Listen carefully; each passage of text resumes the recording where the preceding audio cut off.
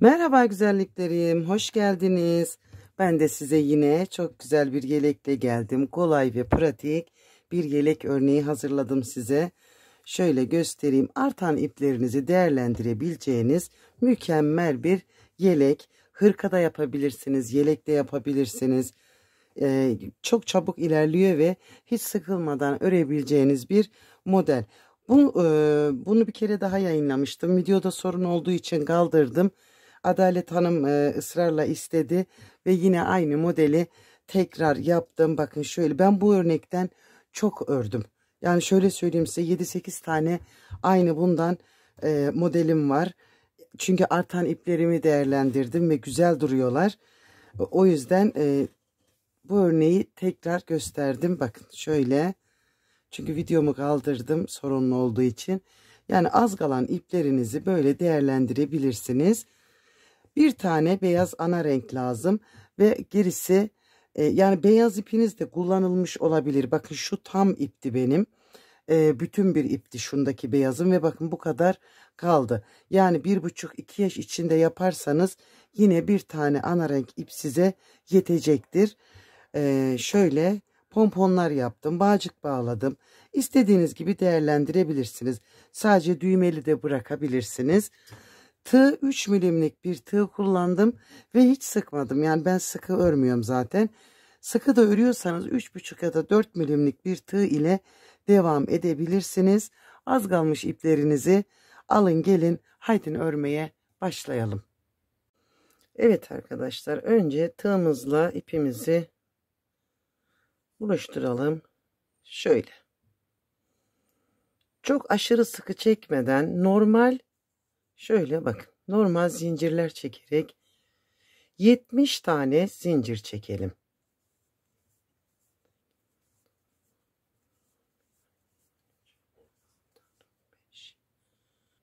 Evet, 70 tane zincirimi çektim. Tığımın üzerine ipimi aldım ve geriye doğru 1, 2, 3, 4. zincire batırarak bir tane trabzan yaptım. Bu zincir de bizim bir trabzanımız. Burada şimdi 2 tane oldu. Ve 12 tane buraya her zincire batarak trabzan yapalım. 2, 4, 5, 6, 7, 8, 9, 10, 11, 12. Şöyle. Bu bizim birinci önümüz için. Şurada da sayılar yazıyor. Oradan da takip edebilirsiniz. 12. 1, 2 tane zincir çektim. Aldım tığıma ipimi yine. Bakın son battığım trabzandan buradan başlayacağım şimdi. Bakın. Burada bir yere 2 tane batırmış olduk. Bu birinci, 12 tane de burada trabzan yapalım. 3, 4, 5, 6, 7, 8, 9, 10, 11, 12. Bu da birinci kolumuz için 12 tane trabzan. Şöyle. 1, 2 zincir çekip ve son battığımız yerden başlayalım. Bakın. Bununla birlikte 24 tane buraya trabzan yapalım. 2, 3, 4, 5, 6, 7, 8, 9, 10, 11, 12, 13, 14, 15, 16, 17,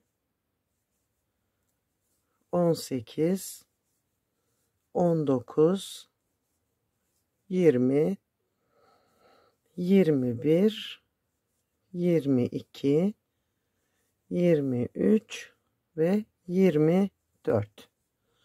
Bu da arka için 24 tane trabzan. 2 zincir çekip son battığım yere batırıp ikinci kolum için 12 tane trabzan hazırlayacağım. 1, 2, 3, 4, 5, 6, 7, 8, 9, 10, 11, 12. Bu da ikinci kolumuz için 12 tane trabzan. 1, 2 zincir ve şimdi ikinci önümüz için yine 12 tane trabzan çıkartalım ve aynı yerden başlayalım. Bakın 1, 2, 3, 4. Sona doğru yaklaşırken şu ipi de isterseniz bakın şöyle şuradan araya alarak kaybedebilirsiniz burada. Şöyle kenar tığlarken de kaybediyoruz ama bakın bunu da yapabilirsiniz. Böyle şimdi ipi arada saklayacağım. Bakın.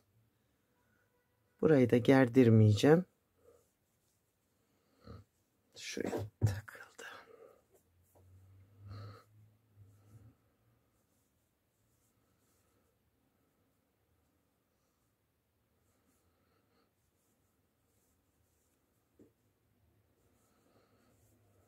Sayalım. 2, 4, 6, 8, 10, 11. Bakın bu da 12. Şöyle. Şurayı hemen ve bakın ipimi sakladım arada.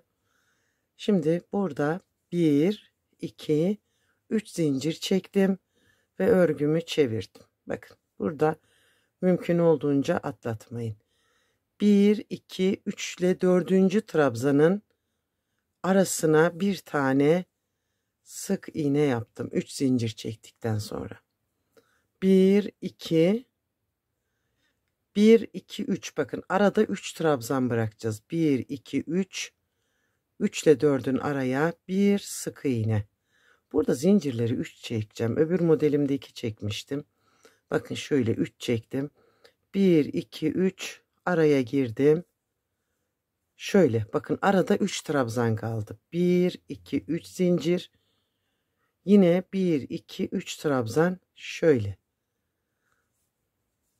Bakın aralarına. 1, 2, 3. Şimdi burada 2 zincirli artış noktaları yapmıştık. Bunun içine sık iğne. Burada toplamda 1, 2, 3, 4 tane yuva hazırladım. Burada bakın 1, 2, 3 zincir çektim ve olduğu yere buraya bakın tekrar bir sık iğne yaptım. Şöyle 1, 2, 3 ve buraya yine bir tane daha yaptım. Yani 2 yuva artırmış oldum burada da. 1, 2, 3. Hemen öbürüne geçtim. 1, 2, 3. Araya girdim. Sık iğnemi yaptım. 1, 2, 3. 1, 2, 3. Yani hep 3 ile ilerleyeceğiz bakın. 1, 2, 3. 1, 2, 3. Artış noktasının içine geldim ve buraya sık iğne ile bağladım. Burada da 1, 2, 3, 4 örnek yuvası hazırlamış olduk. 3 zincir çekelim ve olduğu yere batalım. 1, 2, 3. Olduğu yere batalım. 2 tane yuva yaptım. Şöyle. Hani bu örnekten yapan arkadaşımız burada şaşırmasın. Sadece burada bir değişiklik yaptım sadece. Daha bir güzel görüneceğini düşünüyorum. 1, 2, 3. Şimdi arkayı da aynı mantıkta 3 zincir çekip 3 trabzan atlayalım. 1, 2, 3 ve böyle sıramız aslında var ya size bir şey diyeyim mi? Tamamını yaptık şu an. Mantığımız bu olacak hep. Artan iplerinizi, en ufak parçalarınızı bile bu örnekte değerlendirebilirsiniz. Çünkü kaldırıyor, güzel oluyor. Şöyle. O yüzden bütün iplerinizi, en ufak parçanızı dahi atmayın, biriktirin. İşinize yarayacaktır. Gördünüz mü? Hadi bakalım. Ben bir sona doğru gideyim. Sona geldiğimizde bakın şöyle şu zincirin tepe noktasına sık iğne ile bağladım. Bir iki zincir çekip bunu bıraktım ve çevirdim. Şöyle bakın şu şekilde oldu. Arkada 1 2 3 4 5 6 7 8 yuva yaptık. Şimdi renkli ipimizi alalım. Bakın şimdi burada bıraktığım yerden bu iplerimizi hep düz yüzden yapacağız. Şimdi şu zincirin içine şöyle bakın bağladım. Şu şekilde. 1 2 3 zincir çektim. Şu. Şimdi bu yuvanın içine 2 tane daha trabzan yapacağım. Bu zincir 1, bu da 2. Bakın. Öbür yuvaya geldim. 3 trabzan. 1 2 3. Öbür yuvaya geldim. 1 2 3. Öteki yuvaya geldim. 3. Her yuvanın içine 3 tane trabzan yapacağız. Ve artış noktasında bakın şöyle 2 tane burada artış yerimiz var. Şimdi şu bir tanenin içine 3. 1 2 3. Yok, ip inatlaştı. Şunu ben bir kurtarayım. Şöyle. Şimdi burada 3 taneyi yaptım. 1 2 zincir çektim ve öteki yuvaya bakın, buradaki artışın içindekine 1 2 ve 3. Burada 2 tane artırdım. Şimdi aralara girip 1 2 3. Ötekine geldim. Her yuvanın içine 3'er tane. Sadece artış noktasında araya 2 tane zincir çekerek ilerliyoruz. Bu aralarda yok. Şöyle 3. Bakın. Yuvanın içine geldim. Buradaki yaptığım kulakların 1 2 3. 1 2 zincir. Ötekine geldim. 3 tane trabzan. Şöyle. Ve şimdi öbür tarafa geçtim. 3. Gördünüz mü? Şimdi bu rengimizle sıramızı tamamlayalım. Evet arkadaşlar, şimdi sonda şuraya 3 tane yaptım ve tekrar bu dibe batırıp bir tane daha yaptım. 1 2 zincir çekerek ipimi hafif uzun kestim saklayabilmek için. Bakın şöyle. Ve bu rengimizi bıraktık. Şimdi beyaz ipimiz hep sabit gidecek. Beyazı kesmeyeceğiz. Burada başta 3 zincirle yukarıya çıkalım ve bakın şuraya zincire bir sık iğne ile bağladım. 1 2 3 zincir. Yine 3'er trabzan. Zaten şöyle baktığınızda üst üste gelecekler. Bakın. 1 2 3. Üst üste gelecekler. Gördünüz mü? Hizalarımız da aynı. Altta yaptığımızın aynısını yapıyoruz. 3. Bakın burada artış noktamıza geldik. 3 zincir buraya girdim. Şöyle. 1 2 3 zincir çektim aynı yere. 1 2 3 zincir aynı yere. 1 2 3 aralara. 3. Böyle sıranın sonuna kadar aynı mantıkta ilerleyeceğiz. 3. Bakın. 1, 2, 3. Aynı yere artış noktasındayım. 1, 2, 3. Tekrar aynı yere. Ve şimdi devam edelim. Ve sıranın sonuna gidelim. Orada göstereceğim bir şey var. Sonrası zaten ilerleyecek. Sona geldim. 3 zincirimi çektim. Bakın şu ipi şöyle elimle bu tarafa aldım. Şuradan araya batırıp bakın bunu bu tarafa itekleyerek yani ters düze geçirerek bıraktım. Şimdi 3 zincir çektim ve bıraktım. Bunları kenarları tığlarken kaybedeceğiz. Ve böyle bakın şu şekilde oluştu. Şimdi hemen öbür rengimi alacağım. Bunu pembe ve tonlarıyla yapacağım. Elimdeki ipleri böyle değerlendireceğim. Bakın şimdi şuraya bir sık iğne yapmıştık. Şöyle. Buraya batırdım. İpimi aldım. Şöyle içinden geçirdim. Aradan zincir çekerken bunu da alacağım. 1, 2, şu da 3. zincirim. Şöyle. Ve yine yuvanın buraya bir çıkış yaptım. Yuvanın içine 3 tane trabzanlarımı yaparak ilerleyeceğim. 3. Öbürüne geldim. 3. Ve böyle robamızı büyüteceğiz.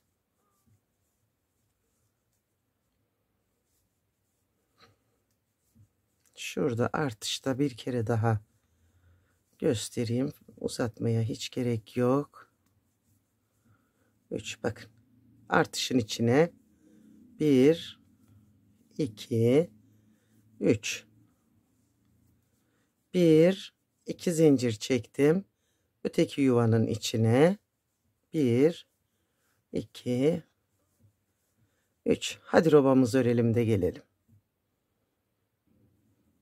Evet arkadaşlar, şöyle bakın, minik robamız hazırlandı. 1, 2, 3, 4, 5 tane renkli yer yaptım. Bu 6 aydan 1 yaşa kadar olabilecek ölçülerde. Yani yine 0-1 yaş için 1-1,5 yaş üzeri 1-1,5 yaş arası yapmak için bir sıra daha renk ekleyin. 2 yaşa kadar yapmak için de bir sıra daha, yani 1, 2, 3, 4, 5, 7 sıra yaptığınızda 1,5-2 yaşa da rahatlıkla olur. Sonrasında zaten yaka ölçüleri tutmaz. O yüzden bu ölçülerde yaparsanız olur. Şimdi beyaz yerdeyim. Bakın beyaz yerimdeyim. Koltuk altına kadar, yani artış noktasına kadar geleceğim. Ve buradan ayırarak devam edeceğiz. Her 6 ay için bir artış sırası daha ekleyeceğiniz, bir renk daha. 6 ve 7 sırada tamamlayacağınız, zaten gerisi olmayacaktır. Böyle.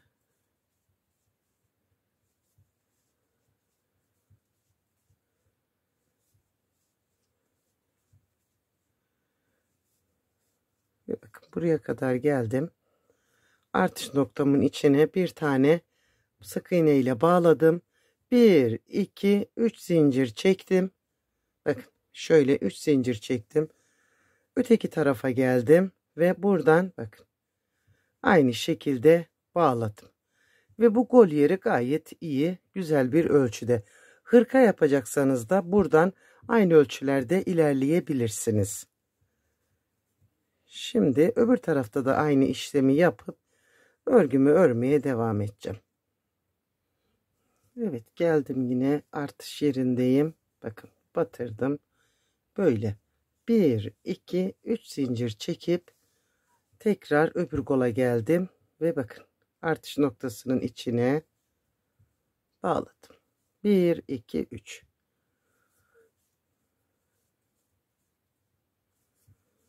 Bu zincirlere de üçer tane trabzan yerleştirerek ilerleyeceğiz. Şimdi sıramı tamamlayacağım. Evet. Şimdi buradan bakın rengimi alıp yine koltuk altına kadar aynı örgümü devam ettireceğim.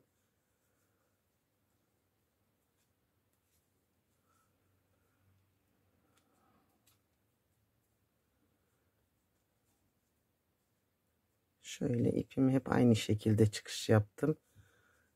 Ve şimdi üçer üçer trabzanlarımı yaparak ilerleyeceğim.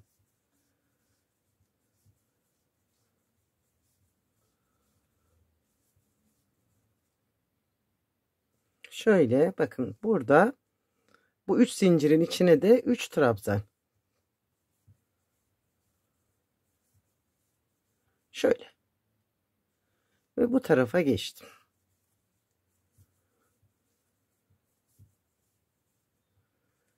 Ve etek boyunu böyle uzatarak devam edeceğiz. Evet arkadaşlar, yelek boyumuz tamamlandı. Bakın böyle bu şekilde yaptım. Kaç örnek yaptım? Renkli yerlerimi sayayım size.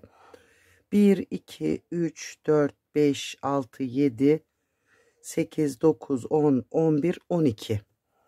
12 renkli yerim var.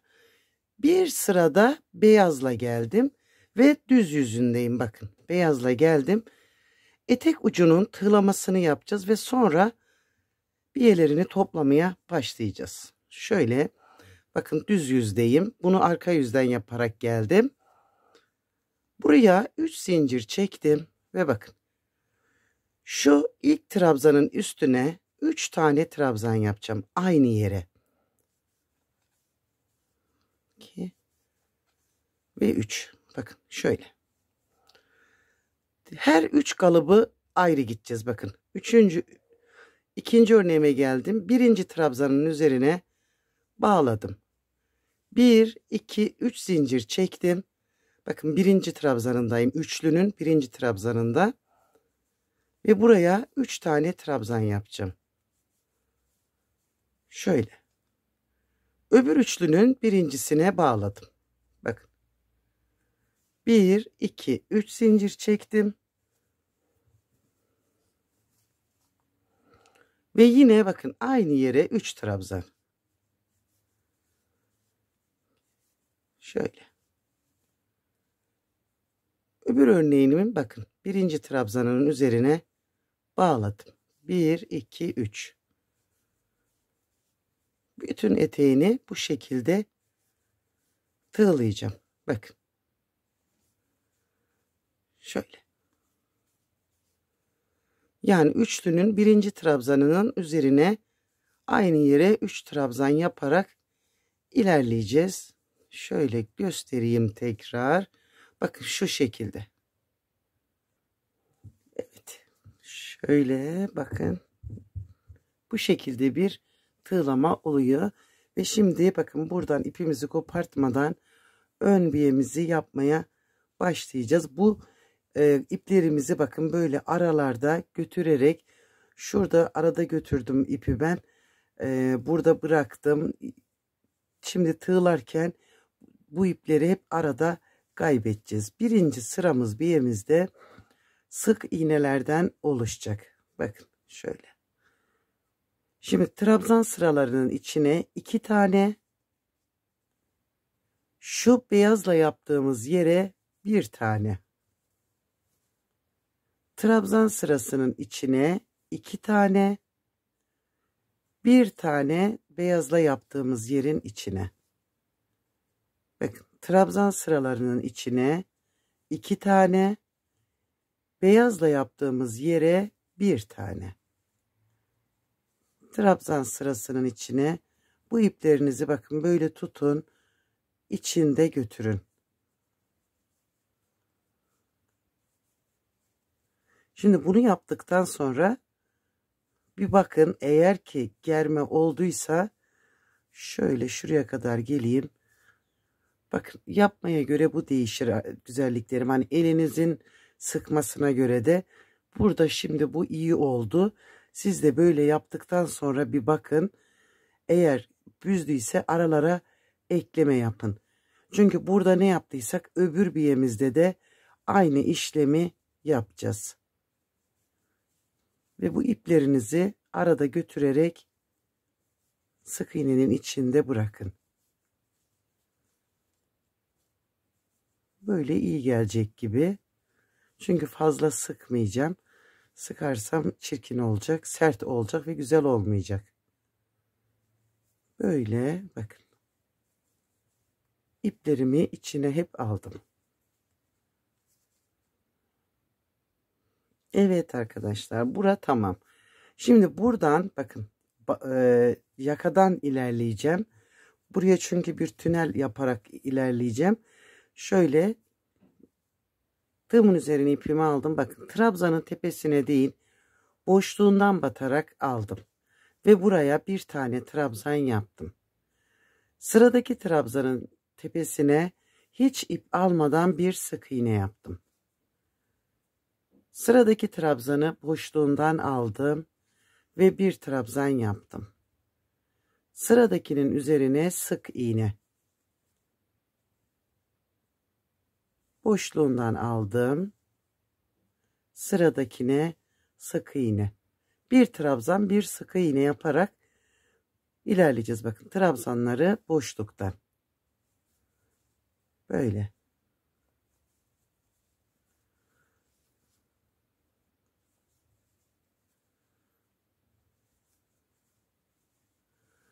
Şimdi şu aradaki iki taneyi bırakıp, bakın şu iki taneyi bırakıp önündekinden yine trabzan olarak aldım. Şurayı eşitledim. Şöyle yaptım. Ve böyle devam edeceğim.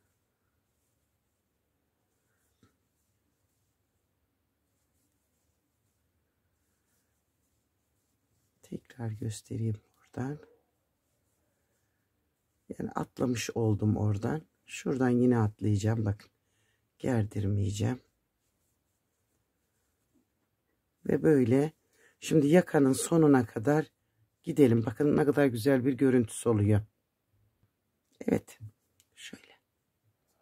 Şimdi buradan aşağıya inip öbür biyede nasıl tığladıysanız aynı şekilde tığlayarak burayı da aşağıya indirin. 2 battığınız yere 2, 1 battığınız yere 1 batarak sıranızı tamamlayın. Bakın ben aynı şekilde batarak ineceğim. 2, şurada 1. Gördünüz mü? Yani ne yaptıysam aynısını yapıyorum burada da. Ve yine iplerimi içeriden böyle yaptığım sık iğnelerin içinde kalacak şekilde içine alıyorum. Bakın. Bu kısım biraz dikkat istiyor ama toparladığınızda zaten bir sıra fazla da zorlamaz sizi. Şöyle.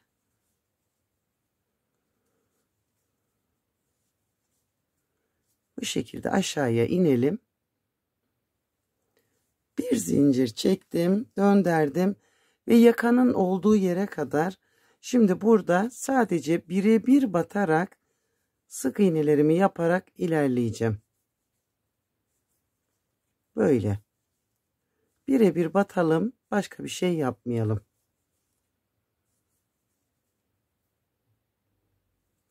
Bir zincir çektim ve çevirdim. Burada düğme deliklerimizi şimdi ayarlayarak aşağıya doğru ineceğiz. Baştan bakın şöyle 2 ya da 3 bırakabilirsiniz. 3 yapacağım ben. Şöyle 3 yapacağım. 1 2 zincir çektim. 1 2 atlayıp üçüncüye sık iğne ile bağladım ve şimdi burada arada 7 tane sık iğne yapacağım. 2 3 4 5 6 7. Daha seyrek istiyorsanız 8. Bakın 8'de şöyle biraz daha uzaklaşıyor. Ben 7 yapıyorum. 7'nin sıklığı gayet güzel oluyor. Arada 2 tane bıraktım sık iğne, atladım. 1 2 3 4 5 6 7. 2 zincir çektim. 1 2 atlayıp üçüncüye başladım yine. 2 3 4 5 6 7. 2 zincir çektim. 1 2 atladım. Üçüncüden başladım. Şimdi sıramı tamamlayıp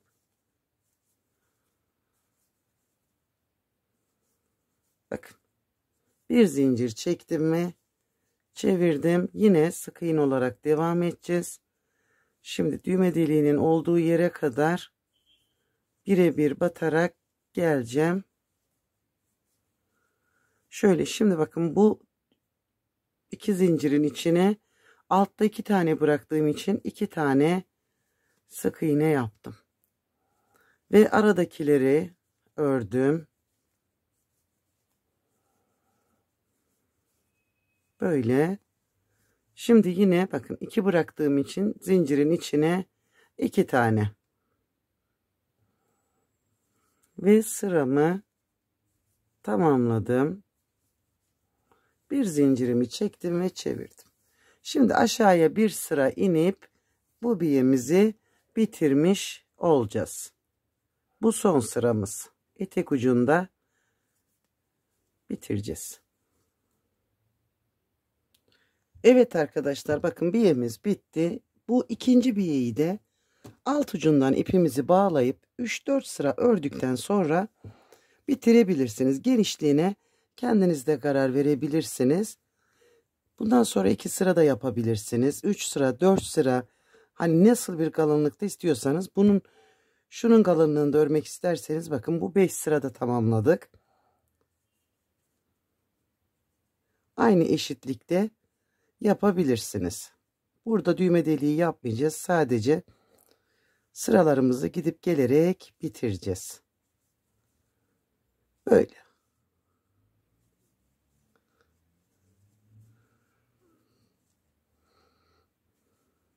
Gördünüz mü? Hadi bakalım.